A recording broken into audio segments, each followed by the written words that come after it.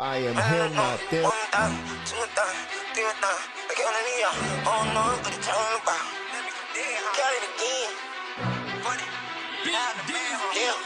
I'm seeing numbers, I must be the one. Rain Man, yeah, they think that I'm dumb. I don't care, let them think what they want. I don't do it for them, I do it for funds. To buy your way in, cause I'm in the lead. So I run it up like the money upstairs. I'm just getting started, I hope they prepared. They counted me out, so they counted me in. I am him, not them. You already know who it is. It's Mr. Pringles the Barber, a.k.a. Alwayzkuttn's head honcho. I am him, not them. I am him, not them. So, like I said, man, today we got the most recognized barber in the city. Better yet, let me correct myself. The most recognized barber in the state of Ohio. The man is the upper echelon of barbers. I'm talking about iconic. He is the craftsman behind the Dallas Cowboys Ezekiel Elliot flawless and victorious fade. And I'm sure he done put his, he done blessed a lot more than done walked on that red carpet. So y'all know this is one of the most highly awaited interviews. So, man, y'all see what's going on, man. We got the icon himself, man. The iconic man himself, Cutzdamato the God. I appreciate that intro.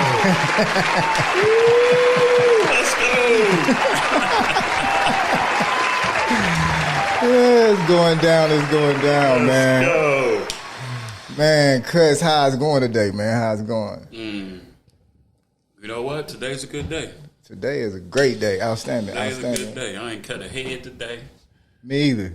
I ain't cut nothing today. Me either. Hey, that's the best. Hey, Feels good. Right? Feels good. Oh. So, check this out. So, for the people that missed out yesterday on that Barber versus, what was your input on the Barber versus? You know? The Barber versus is, I love the idea. Mm-hmm. I love the concept, everything. And the two guys that was in it, I know one. I know of him. We've had conversations. That's Keith. And the other guy I don't know at all. James Woodfolk, the barber. Okay, yeah, I never met him. But yeah, it's hard to like look at haircuts, on a picture and like critique it like that. You know what I mean? Like just look at a picture and do that. But if I was there, maybe it would have been a little better. But probably think he would have been more comfortable. Yeah, I know from looking at it, I just feel like Keith was definitely nervous because I've seen a lot of his cuts and it just didn't look the same. So I'm thinking like, damn, maybe he's nervous or whatever. But the other guy, I never but seen see, anything. Even though you don't know him, it was another thing that it did was now it gave him some promotion and put his name out there. True. So that was a plus in his, in his corner. And that's the good thing about the verses. Yeah. It does that. Gives them a platform, you know what I mean? Like I feel like, man, being young in this industry right now, I feel like, man, these guys got it all, man. Easy. Hey, it's laid out. It's laid out. Out. Man, it was so hard for me. You know what I mean? Like my first time being recognized was amazing to me. You know what I mean? Like being young and somebody in the mall would see you and be like, yo, you be cutting blah, blah, blah. And you're like, yeah. How the hell you know that? You know what I'm saying? Like there wasn't no social media, none of that. You're so right. it's like word of mouth. Crazy. So with that, like right out of barber school, how was your clientele at barber school and like right out of barber school? Yeah, barber school, I already knew how to cut hair because, I've been cutting since I was like 13. I started the same time. We're in the same age. Hey, that must have been the time you was getting that chili bowl too. Around that time, somebody was chilling you out too. Hey, man, I told my mom, I was like, I think I can cut hair. She was like, all right, I'm going to get you some clippers. It was a store down the street called Hearts. Went in there, got me some clippers. I cut my hair, and my mom was impressed. Went to school. Everybody was like, who cut you? I'm like, me. They like, yeah, right. Oh, you came out. You hit the ground running. As soon as you grabbed had white Conaires, right? Yeah. The janky dude. Hey, get hot. I had to put him in the freezer for a minute. Yeah. Cool him down. There wasn't no edgers. I ain't had no edgers. Look, and was everything. They had no trigger. No trigger. You had to flick that fade out. You was flicking. Right? Flicking the fuck. Nigga. Man, listen. So then, like, going to school, you know, everybody like, yo, you ain't do that. You ain't do that. And I had to cut my brother. Then it just showed. You know what I'm saying? So getting better throughout the years, whatever. My mom was just like, you need to go to barber school. So did that. So you went straight out of high school? I think it was probably like a year later. Okay, you did good. I was procrastinating. That whole thing about going and not being able to work, going to school, doing them hours where you would basically be working. That was a big thing. That was the problem. So what year did you graduate barber school? I think it was like 92, I want to say. Oh, yeah. That's 92. Why you put that God on the end of there. Well, that's why you put that God on the end of there, yeah. I'm just saying, man. I've been doing this, man. Yeah, I learned a lot, but I had to learn everything myself. You know what I'm saying? Like now, these dudes can just get in my DMs and ask me questions. Yeah. I ain't had nobody to ask. It was one dude back in the day. His name was Walls. Damn. Coldest barber ever. With a name like Walls, he had to be cold. He better been cold with a name like Walls. I'm telling you, coldest dude. So, like, I emulated his haircuts, his hairstyles. You know what I'm saying? And I said, if I ain't cutting like that, then I don't want to do it. You know what I mean? What was it? His fade? It was his fade? It was the blend. It was the blend, and it was the lines. Just everything was so sharp. You know, the blends were just perfect. Yeah. Just like what they call it, the blurry fade. Yeah, it was before that. It was before the blurry. Just I had to be like that, or I said, "Nah, I ain't doing it." So, what did you do? Like, as far as like, was he like your mentor? Did you even get? I never met him. Oh, Let me tell you something. Just watched him. Let me tell you something. I seen the. You remember Northland Mall? Yeah. Okay, so Northland Mall, right? I used to go on Northland Mall, and I would see dudes' haircuts, and I'm like, "Who cut your hair?" Walls. Or I knew some dudes, and they would be like, "I go to Walls." So now I know his style. So every time I see somebody, I can tell that dude, "Yo, I know Walls cut you." He's like, "Damn, how you know that?" I knew it. So I'm looking at all his styles like that, and I'm emulating the whole thing. You know what I'm saying? I didn't meet him until I was like in my late 30s. So we didn't have social media then. So you had to actually bump into these people. Yes. But see, being young and cutting, like I had an eye for it. You know what I mean? I had an eye for, because you know we in the breakdance era, hip hop breakdance era. So you know what I mean? Everything was high tops and gumbies and fades and lines and the whole thing. So the style was that Midwest, you know what I mean? Exactly, yeah. That Midwest, East Coast type style of blends and fades and all that. That's what I grew up in. So it's like, I always had an eye for what looks good. You know what I mean? But when I seen his, I said, man, it gotta be like that or better, or I ain't doing it. It's crazy you say that because we both grew up in the time where there was no enhancements. So that's a big thing. Like, and if there was, we ain't know shit about it. Nah. I was on movie sets and shit. Yeah, you're right. And that's when they was getting painted. Right. But hold up, I don't even remember, because when you think about stuff like Coming to America and stuff like that, man, when you was looking at them cuts, now when you look at them now, like, like that's what they considered a good cut then. Like, it's crazy, right? Because you can pick out flaws. Even now, you can look at stuff and pick out hella flaws. You know what I'm saying? Or like one part of the movie, the nigga be super fresh, and then the nigga then walked out the store, and you know they can tell. You can tell he that got a whole chili bowl on one side. Like what the fuck?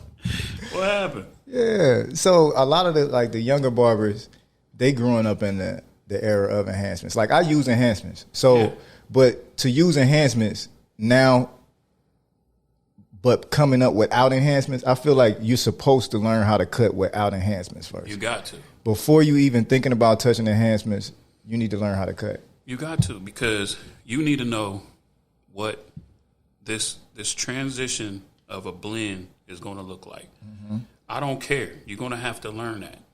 So I see people now, they spraying the dye on the blend. See, that's some shit. So you haven't seen that? I ain't seen that part. Like, I don't know. It's more justifiable to throw it on the edge up. The edge up, you know. That's because but that's but for the blend, everything. But the blend, man. If your enhancements fall out of your blend, I'm telling you, you know what's gonna happen, right? Yeah, you're gonna look like a patch cat. Chop City, Chop City, man. You got Pavo, yeah. They doing it though. I seen it, man. I seen it. Either they doing that.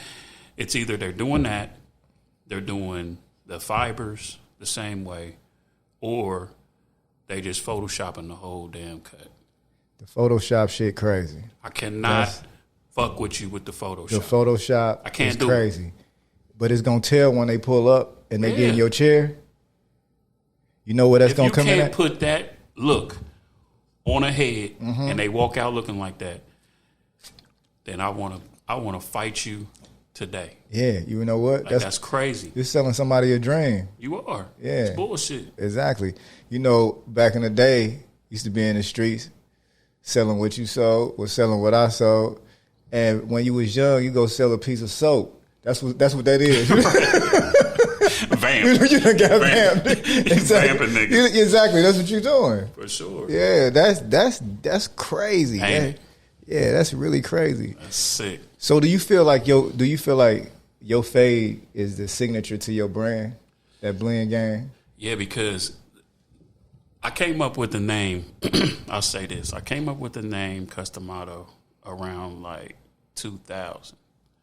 So it was just something. Me and my cousin Phil, we had a shop on High Street in the Short North when the Short North didn't look like none of that shit. It was the Short North for real. Yeah, so we was just playing around because everybody was fans of Wu-Tang, so we trying to make up names for ourselves. So I always liked Mike Tyson, his trainer, Cutzdamato. So I looked at that and was like, oh, that's cool. But it took me another 10 years to be like, you know what? I am that nigga. You know what I'm saying? Like I could teach a nigga to be great. Yeah. Like I know I can. And that's what Cuz did for Tyson. Yeah. You know what I'm saying? So that's when the name just flew into that whole shit, then now, I just you look was at like, that name, Cutzdamato though. Right. Like so I'm telling you. You put that shit together because did Cutzdamato spell his name the exact same? No. It's more like Cutzdamato. Yeah. You know what I mean? Uh-huh. Yeah. So it's totally different, but I just had to put the cuts on there. So you know I was trying to figure out what state of mind you was in. Was you blowing back then? Was nobody wants because that's some shit that motherfucker had was in back. Because when I came there, everybody was like, "That's dope." You put that together, yeah. That's definitely dope. But now it looked like, I put it all together like that, but I didn't. You know what I mean? It was just something that I thought was dope because I like Mike Tyson. And I think this bigger. It's a lot of people want to be great barbers, but they don't understand that to be a great barber, you got to be able to teach another barber. You got to be able to inspire another barber. That's what makes you great. There's a lot of one-dimensional barbers out. Mm-hmm. So when you coming out thinking like, I can teach somebody to be great instead of like, I'm just going to be great. Right. That's definitely a plus. Yeah. That's definitely a plus. Because when Instagram first started, right, I was on there, and I was on there early, matter of fact. And, not knowing how Instagram worked, I'm posting cuts, I'm posting videos, the whole thing. So once I started finally getting followers and stuff like that, I started noticing people asking me questions and, like simple things that I do, I've been doing all my life because I was in the hood, cutting heads in the fucking kitchen, broke. Yeah. And a guard would break. I had a house full of niggas to cut, so I had to figure it out. Mm-hmm. So without the guard, I started taking my Andes all the way up and just slicing through. Yeah. It would take me a long time, but I was just slicing through to knock that corners. weight. With them corners, yeah. So I was doing that shit. I've been doing that. So, you was doing that before you was taught to do that. Yes. I was never taught to do a lot of shit that I do. That's the thing about my era. I had to learn shit myself. You know what I mean? Now, you can just ask anybody or watch them. I didn't know what to watch. I didn't know what to do. Self-made. Just learning it. That's just self-made. cutting. And if you got an eye for something, you know what it's supposed to look like, and you keep cutting until that's what it looked like. You know what I mean? You're right. I was telling somebody that you can have talent, but your eye when it comes to being a barber is the most important thing. Because as long as you got an eye, that means you can keep getting better. If you just got the talent part, you almost got a ceiling because it get to the point where you might just be overly confident in what you're doing and not knowing, like, you can't even see how to grow. Right. So, yeah, that eye means a lot. I always felt like that was my thing. I had an eye first because I know what I wanted. I wanted what I wanted to see. Yeah. And when you cutting somebody, you looking at it like, okay, how would I want my hair if it was cut like this? Right. That means you got so many different variables though. You got a person's head shape, right? So somebody comes to you and their head shape is a certain way, and I'm already looking at his head. I'm already looking at the cut, being like, all right, I think I know what he gonna say. Exactly. So if he tell me something totally opposite, and I'm looking at this nigga like, this ain't gonna look right.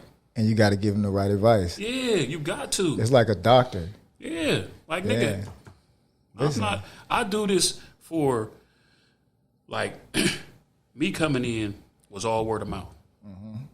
So everybody know me as a barber from word of mouth.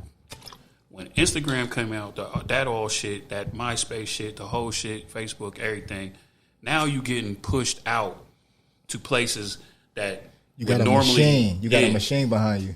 They don't understand how easy they got it right now. So with you saying that though, everybody that's 20 and whatever should be killing this game, bro. So social media, like, this is what I was trying to tell somebody. Social media is definitely an important platform for barbers. Like, as a barber, to be a successful barber right now, for sure, you want to utilize social media. I don't care if you follow a barber or not.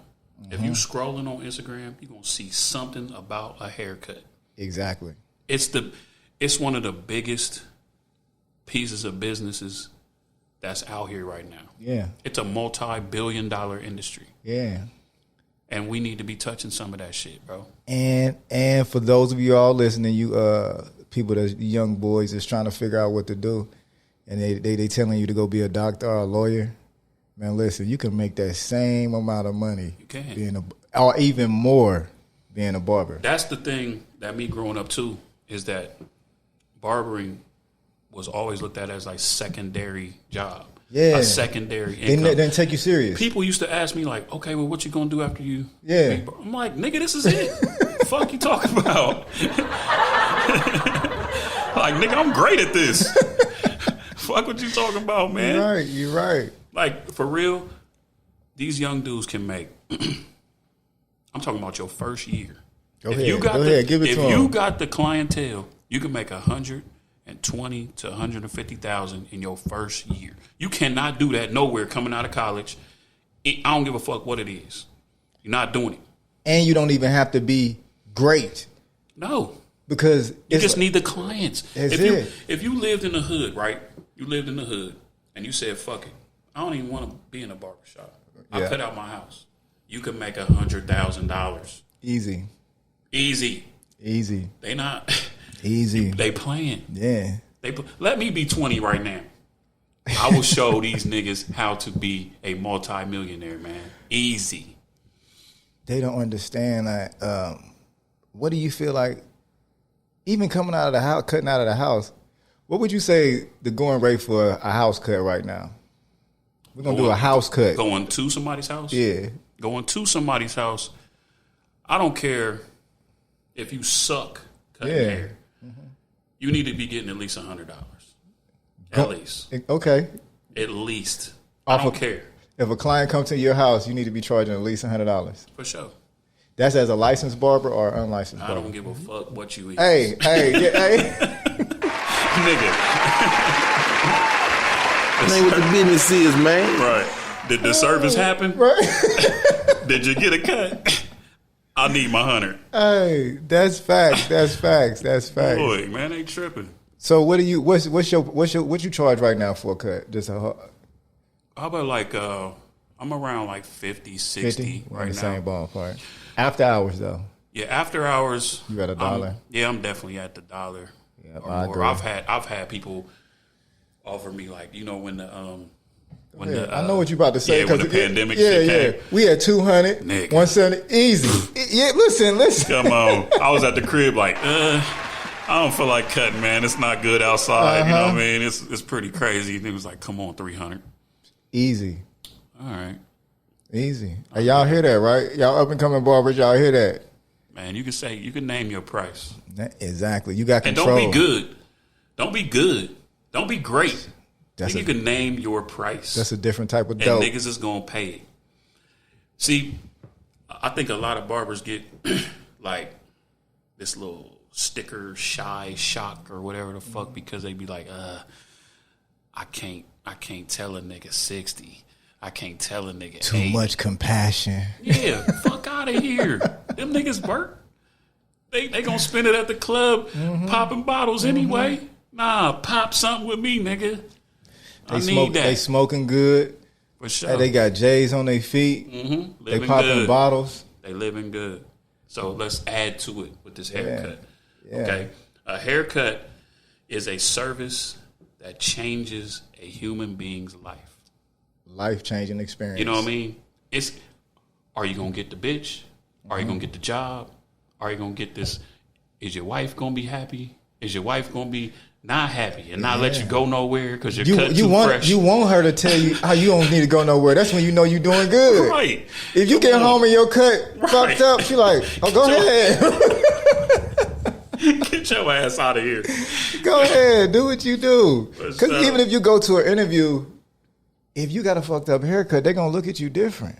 Because they looking at that shit. Yeah. That's the first thing they're going to see. They looking at it like, this nigga can't be on the fries looking like this. No, he don't even care about himself. He's still going to that same barber. He ain't figured that shit out yet. But if you fresh, you know what I'm saying? Yeah. They looking at you like, damn. Okay. Yeah, that shit. He clean cut. He look nice. He's speaking well. You hired, nigga.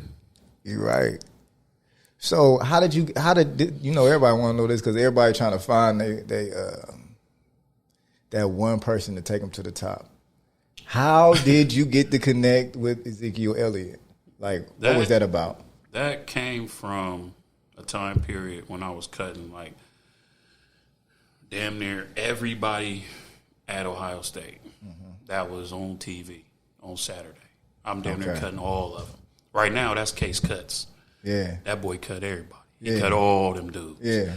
But back then, I was doing that. So, Braxton Miller, D. Miller, brought Braxton to me. He ain't even set foot on the college field yet. I didn't even know who the young boy was. I ain't gonna lie. So, I'm like, yeah, I got him. Don't worry about it. So, I'm cutting him, whatever. He's liking that. He goes back. Everybody see his cut. Everybody start coming my way. I didn't see Zeke probably to another year or two, maybe 2 years. So Zeke was getting cut by a few people. That was their fault for fucking up. You know what I mean? They was fucking up his shit. So then Zeke was like, man, where you go, B? Braxton brought him to me. And he got that texture hair that it's easy to fuck up if you don't know what you're doing. Man, I don't know. I feel like it's so easy to cut his hair. It's so easy. It just falls into place. To you, but to a new barber, it's not going. They ain't gonna get it like that. Because you got to think it's almost closer to some straight hair. Yeah, that's what. Especially when it was shorter. You know what I'm saying? But then from there, Mike Thomas. Literally everybody on that team at that time, I was cutting all of them. So I never knew that, Zeke would want me to keep that going. So the draft came. Man, the draft is like you winning the Super Bowl. You know what I'm saying? Yeah. Your personal. It's crazy because that's what I was talking about. In certain situations, you gotta be great and you gotta be on point. Mm-hmm. So, in this situation, I had enough time to do what I wanted to do, but straight from that haircut, he going straight to the red carpet. He getting dressed straight to the red carpet. This is when I first heard about the fibers, right? So I'm doing the normal fade, the whole thing. You know, he got the little curly whatever. Yeah. So I said, damn, let me use these motherfuckers. Ooh. So I sprayed that in a little bit, you know what I mean? Iced him out. He had a straight line anyway, but I'm just saying I just wanted it to be for the red carpet. I wanted it to be fresh, black, out, sharp. So I never knew like how many pictures and videos would this happen. So once people would see it, you know what I mean, they was like, damn, Jesus cut his hair, or you know what I'm saying? I was getting everything. So it was like the only thing that I did not do at that time, because I'm older, you know what I mean? Mm-hmm. I just didn't give a fuck. Yeah. I'm just doing my job. So I should have capitalized on that as far as letting everybody know I did that. You know what I'm saying? Like people was wondering, damn, who cut his hair? Who cut his hair? They should have known. They should have already known. But I didn't do that. But it didn't work against you. You know why? Because what you did was you built the rapport with him. Oh, yeah. Building the rapport with him was the plus, even if you didn't do that. Even if you didn't, you know what I mean, let people know. Because there's a lot of people that's like, they might cut somebody head that got a platform, and they might just be overdoing this. That might push the person away. Like, hold on, man, you trying to get too, listen, it was cool, but damn, you know what I mean? Yep. So, yeah. But at that time, it was probably like 18 dudes that went to the league. Mm-hmm. I cut all of them. They all hit the red carpet. You know what I'm saying?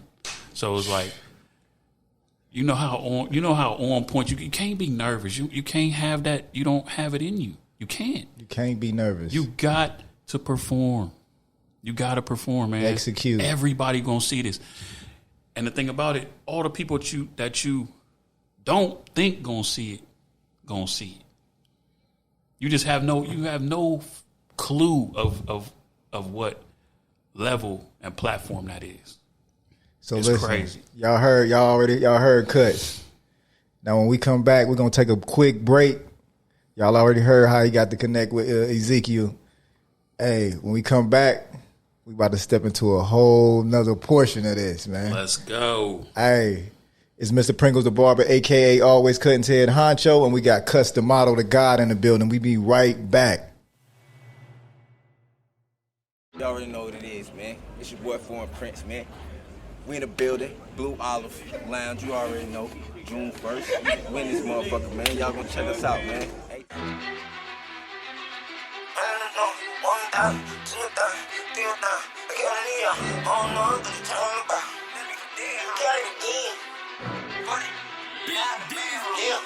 I'm seeing numbers, I must be the one. Rain man, yeah, they think that I'm dumb. I don't care. Let them think what they want. I don't do it for them. I do it for fun. The body weight cause I'm in the leg. So I run it up like the money of sales. I'm just getting started, I hope they will pay it. They counted me out, so they counted me in. Looked at my watch, you were 448. Just made a play for a 448. If I work for no minute, why would I wait? I'm in the kitchen, try to make me a plate. I'm in the kitchen, just like the counter. She wanna spin it, so I tell her count it. It better be right, cause I'm coming behind you. Be losing again, you really I doubt it. They counted me out, better count it again. Count it again, yeah.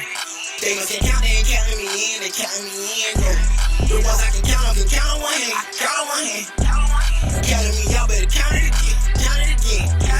They say I said that I don't wanna fit in. I gotta be real, I ain't tryna pretend. They hate that I'm real, well it is what it is. Can never be flawed to do what I can. Tell me I'm wrong when I know that I'm right. I'm telling myself that maybe it's life. While I lie to myself, I'ma tell you the truth. Know that they thought I can't do what they do. Now I forget, I try hard to forgive. Yeah, I'ma give, but never give in. Things is easier said than they did. But trust me, cause I did it. With Cutzdamato the God. So we just left off with how he got his connect with Ezekiel Elliot, you know. So I'm gonna ask this question. I know y'all probably want to know this. Who that under there? Okay.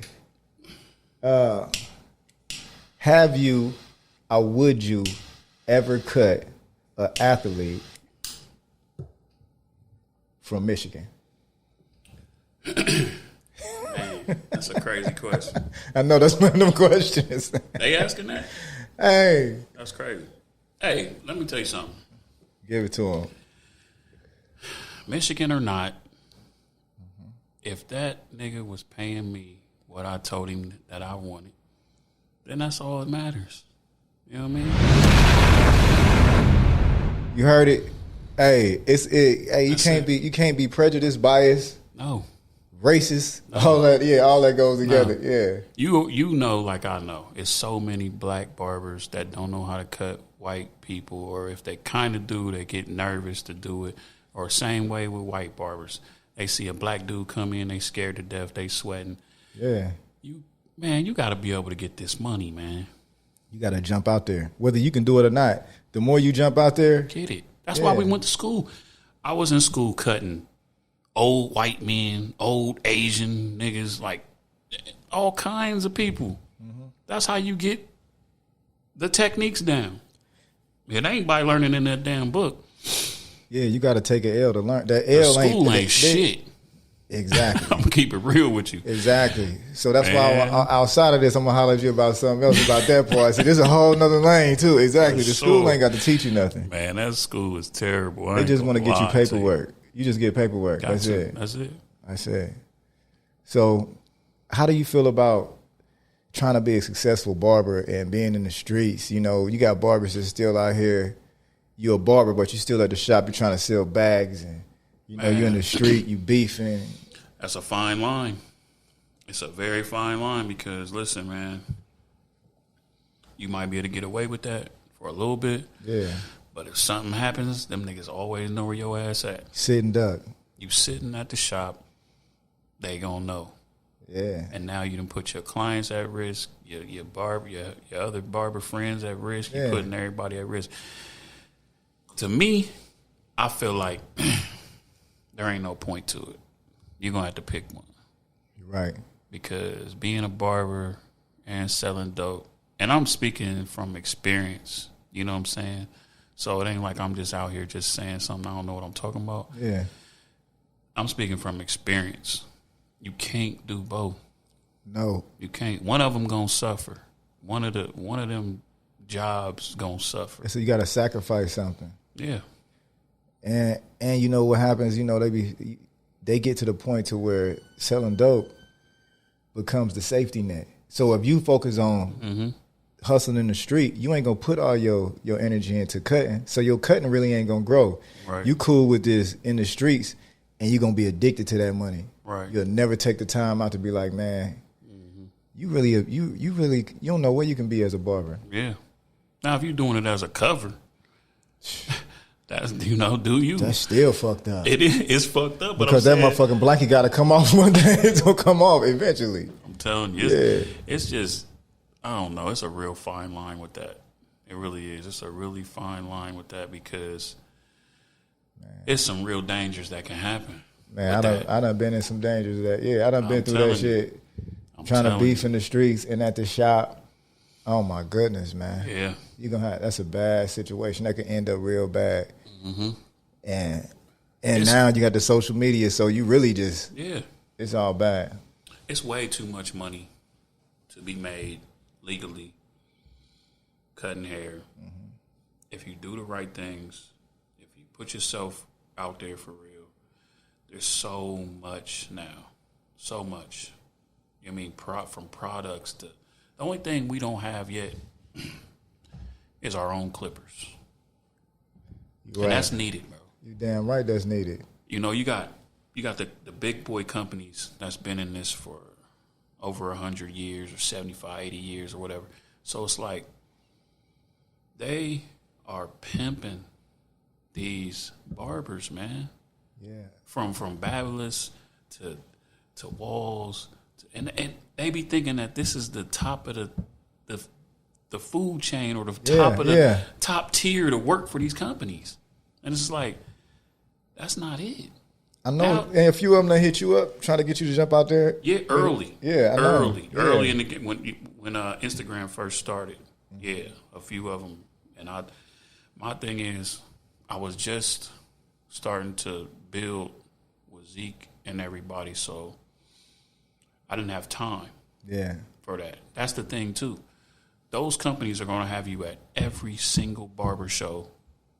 So whatever money you make there, yeah, you're losing money somewhere. Your own money, yeah, in your business, own money. Yeah. So that money better be equal or better than what you was already doing. Facts. Because the platform ain't big enough. So what? Don't nobody care. Right. Oh yeah, I work for Walls. Do you? Who cares? What you said was I work what you for Walls. That's what I'm saying. You became a barber to work for somebody else. That shit defeats the whole purpose of becoming a barber. You are a boss immediately. As soon as you get your license, you are a boss. Certified. Be that. Y'all heard it, right? You heard it. Look, as soon as you get your barber license, you are a boss. Until you go and decide to where you want to work for somebody else. Yeah. But I don't understand why you would want to. You know what I mean? Some people don't, I'm going to say like, some people just don't have the drive and the motivation. Like, my question is, do you think that everybody has the ability to be a boss? No. I really feel like it's a lot of people that look up to, let's say you got a shop full of people, right? Mm-hmm. Shop owner, the whole thing. Everybody looks up to somebody in there. But they don't realize that they all bosses. They all bosses. At any given time, you can be a boss. And even if you in the shop, you should be a boss. Yeah. Because as soon as you get into this little square, this is me. I own this. Whatever my name is, I own this. This is all me.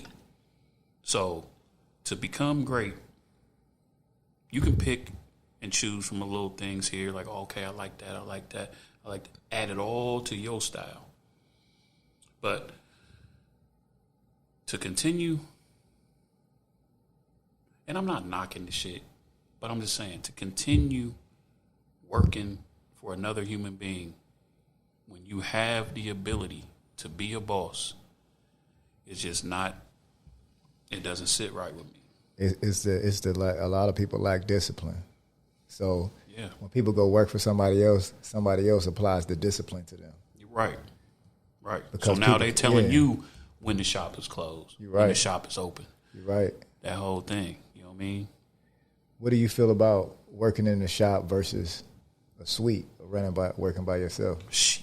Go ahead. Talk about that shit. I love it. Honestly. I love it. I used to miss the interaction. Yeah, the interaction with everybody and all that, but like I came to a point where I don't need it. You know? And it can be a distraction somewhere. It is a distraction. If you notice, if you pay attention, like I've been paying attention to the barbers that cut in the suites and the barbers that cut in the shop, you can tell the difference. Yeah, you are focused. Yeah, you can tell the difference because this is all my shit. Yeah, this is all my shit. Yeah, and when I post this haircut, or if I say who I am, I got to be that person. You got to. You know what I'm saying? And then everybody sees it because you saying it. And they see it in your work. Yeah, because when you in that shop, another thing, you might want to jump out on a limb a little bit and try something else, but you so worried about your peers scrutinizing you, judging you on what you may do. Like, say for instance, hair units. That shit right there, yeah. Like I told you before, that's a whole different ball game. You the god of that shit. Hey, right that's there. a whole different ball game. Yeah. I remember the first time I seen that shit, you know, it was a joke.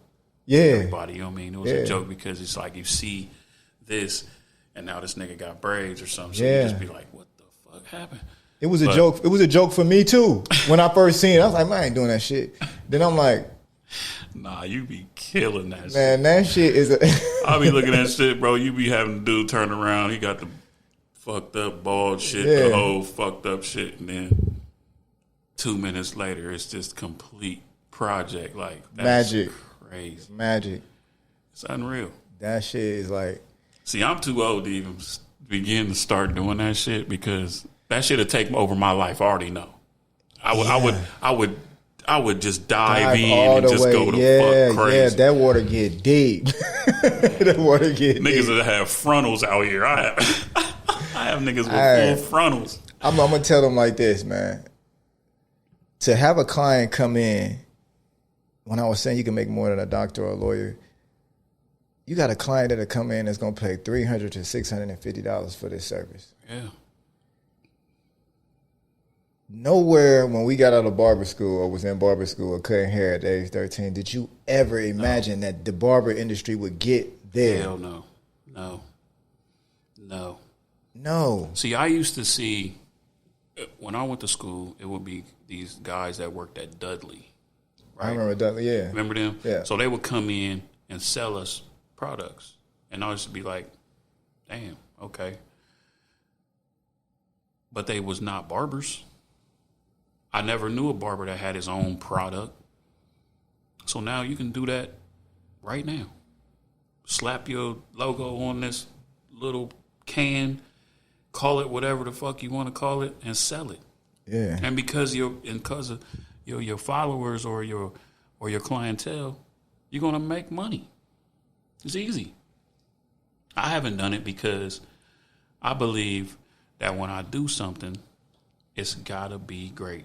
You're right. You know what I mean? So I never wanted to be like, all right, just let me do a quick beard oil or whatever. Because I just didn't want to do it because I want to do something to where like my shit is in Target, my nigga. You know what I'm saying? Or you know what I mean? It gotta be, it's just another platform. Target, Walmart, all that. Yeah. Yeah, I didn't want to. I just didn't want to do nothing, just like water it down or whatever. Then it came to a fact where everybody was doing it, so I was just like, "Oh yeah." I know it make you shy away from shit, like man. But you can't. You know you why? still don't have to because you can still You can make still money. eat. You know, I had somebody I was speaking to. It was like she's like this marketing specialist. She was telling me like, you shine away from stuff talking about what everybody's doing, but when you go to the grocery store, when you look at the vegetable aisle, how many different brands of green beans do you see up there? I know, right? Like, it don't make a difference. So it's your choice. Yeah, how many motherfucking different waters are out there? Like, I know, you're right. It's a lane for everybody. It's enough for everybody to eat. There is. Yeah, it's. I mean, Like this I is said, about this you. is a multi-billion-dollar industry, man. That's crazy. We got to be touching some of that, man.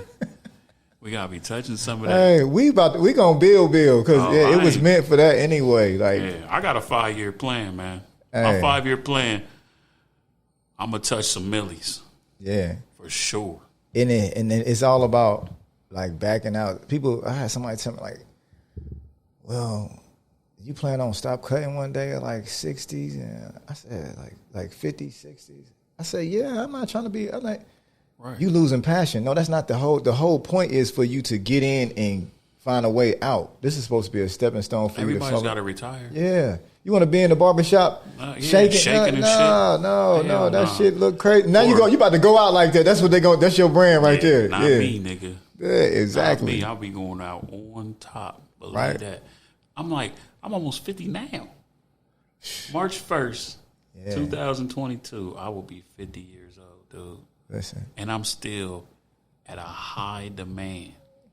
Like every day, my DMs is crazy about how can I get a cut? How can I get a cut? That's why I ain't been posting pictures. Because you ain't trying to take nobody. Bro, as soon as you post a picture, it get crazy. You know how I filter people. Somebody told me, you in Atlanta, you ain't in Atlanta, you can't charge $50 a head or $60 a head.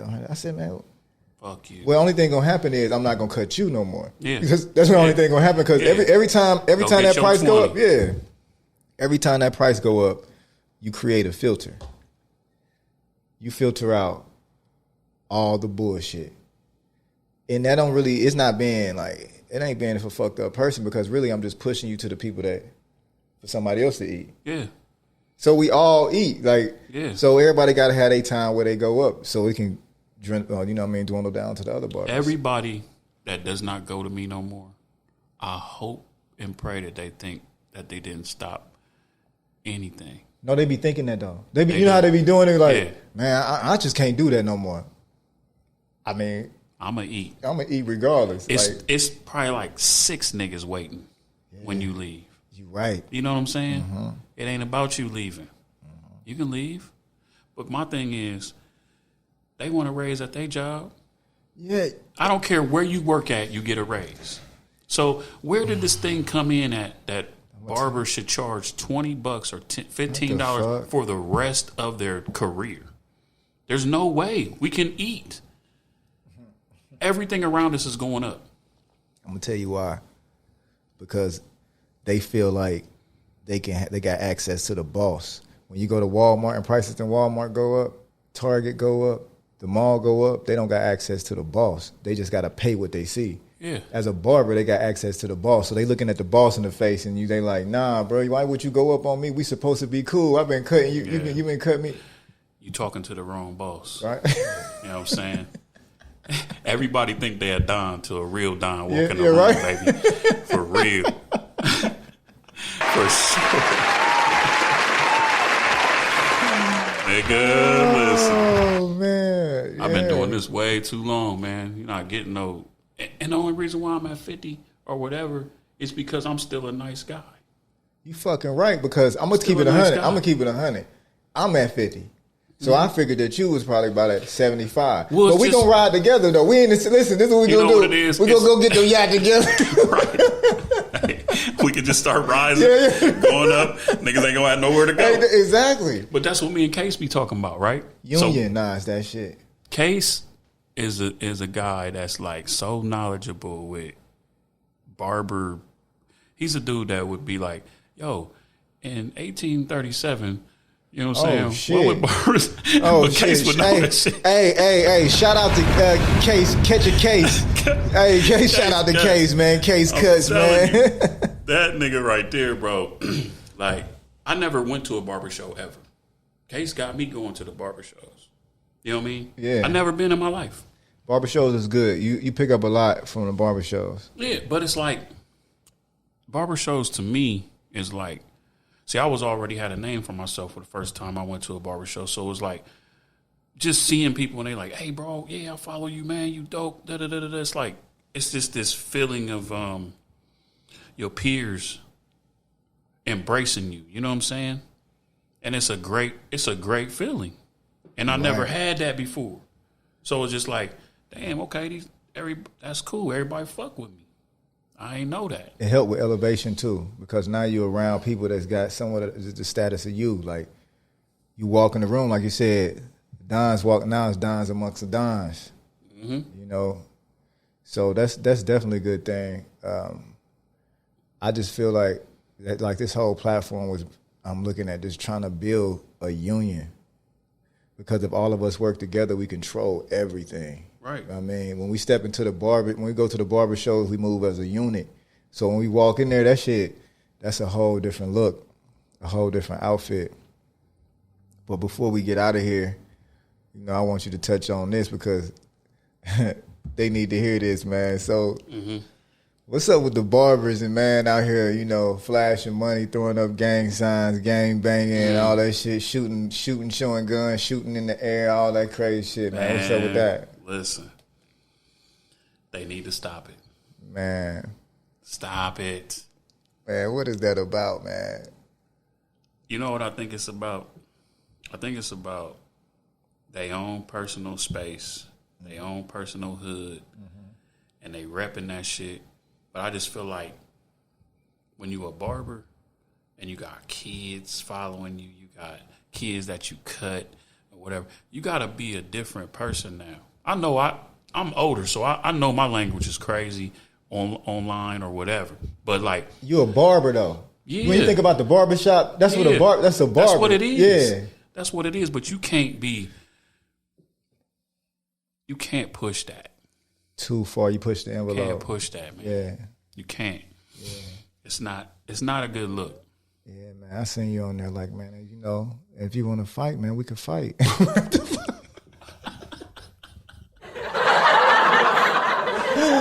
But I'll never fight. My goons will do that for me. I got goons. Yeah. And listen, when you got, when you got the status you got, and you in the place where I'm at, like I was telling somebody, I was like, man, you know, I used to fight all the time, but I can't fuck my hands up. So what I do is I tell one of my clients, like, listen, man, you get hair units free for the rest of the year. Go take care of that. Hey, and they gonna jump on that. Yeah, exactly. They gonna jump on that. You got different goons as a barber, man, different goons. But yeah, man, it was great to have you, Cuts. I mean, the industry, the culture out here in Columbus, we definitely needed that. You know, anytime, man, we gonna keep building. We're gonna build. We got to. Hey, I hope y'all. I know. Hey, y'all see, I did something for y'all, man. I got Cuts in the building, so man, I hope y'all got some game from this. He was very clumsy today. Dropped a lot of jewels, man. Mm-hmm. Hey, man, y'all have a nice night. You already know what it is. It's Alwayzkuttn Barbertalk. And y'all hit me up. Hey, tell them where to find you at. You know, we at Cutzdamato, the God. Cutzdamato, the God. The God of this.